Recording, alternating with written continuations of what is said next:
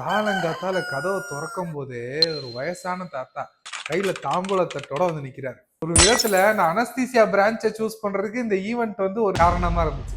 நான் house surgeoncy பண்ணிட்டு இருக்கும் போது வார்டுல நுழையும் போதே ஒரே அலறல் சத்தம். என்னன்னு பார்த்தா ஒரு பாட்டி ஒரு மாசமா கால்ல புண்ணோட அட்மிட் ஆயிருக்காங்க.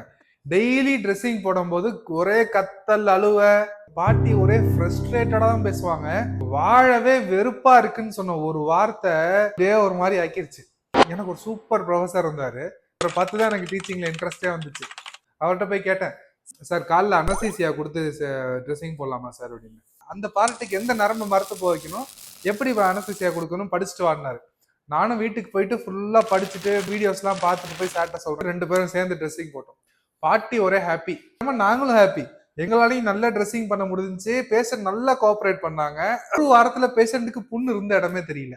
போயிட்டு தான் அவங்க ஹஸ்பண்டு பழனிமலைக்கு போயிட்டு அங்க இருந்து பஞ்சாமிர்தம், வாழைப்பழம், வெத்தலை பாக்கு, அது சின்ன சின்னதா ஒயிட் கலர்ல இந்த சக்கரை உருண்டை இருக்கும்ல, அது எல்லாத்தையும் வச்சுட்டு வந்து கொடுத்தாரு.